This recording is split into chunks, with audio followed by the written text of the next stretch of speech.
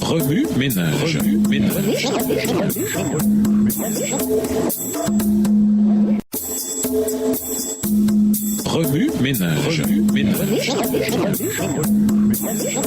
Bienvenue dans votre émission. Remue ménage. Nous voilà à la leçon de jeudi, s'impliquer pour comprendre la vérité. Dieu nous a donné sa parole pour nous permettre de nous rendre compte par nous-mêmes de ce qu'il attend de nous. Un docteur ayant demandé à Jésus « Que dois-je faire pour hériter la vie éternelle ?» Le Sauveur leur envoya aux Écritures. Qu'est-il écrit dans la loi? Qui lis-tu? L'ignorance n'excusera ni jeune ni vieux. Les bonnes intentions ne suffisent point. Ce n'est pas assez de croire bien faire ou de faire ce que le pasteur nous conseille. Le salut de notre âme est en jeu. Nous devons nous livrer à des recherches personnelles. Le premier et le plus important devoir de tout être raisonnable, c'est d'apprendre par les Écritures ce qu'est la vérité, puis de marcher dans la lumière et d'encourager ses semblables à faire de même. Nous devons chaque jour étudier la Bible avec diligence, nous arrêtant avec soin sur chaque pensée et comparant les versets entre eux. Les vérités les plus clairement révélées dans les Écritures ont été rendues obscures ou mises en doute par des hommes cultivés qui, prétendant posséder une grande sagesse, enseignent que les Écritures ont une signification mystique, secrète, spirituelle, non apparente dans le langage employé. Ces hommes sont de faux docteurs. C'est à ce genre de personnes que Jésus dit « Vous ne comprenez ni les Écritures, ni la puissance de Dieu ». Marc 12, verset 24. Il faut donner aux termes de la Bible leur sens le plus évident, à moins qu'il n'y ait une figure ou un symbole. Le Christ a promis ce qui suit. Si quelqu'un veut faire sa volonté, celle de Dieu, il connaîtra si ma doctrine est de Dieu. Jean 7,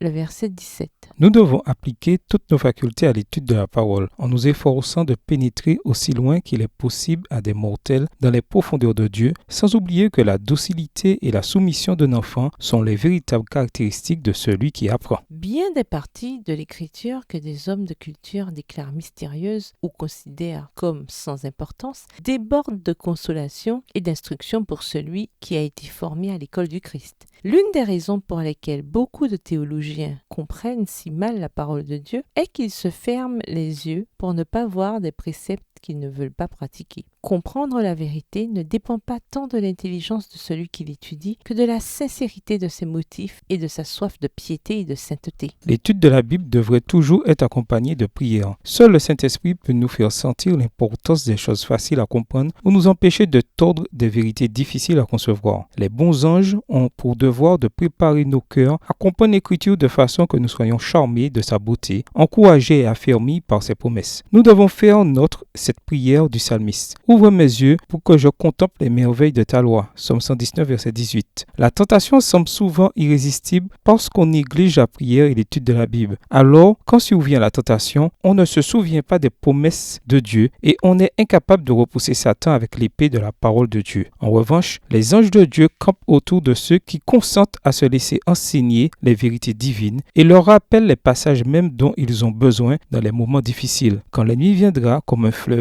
l'Esprit de l'Éternel le mettra en fuite. Ésaïe 59, verset 19. Jésus dit à ses disciples, le Consolateur, l'Esprit Saint que le Père enverra en mon nom, vous enseignera toutes choses et vous rappellera tout ce que je vous ai dit. Jean 14, verset 26. Mais pour que l'Esprit puisse nous les rappeler au moment critique, il faut que ces enseignements aient d'abord pénétré dans nos cœurs. Je serre ta parole dans mon cœur afin de ne pas pécher contre toi. Psaume 119, le verset 11. Texte tiré du livre La tragédie des siècles, au chapitre 37, aux pages 525 à 527.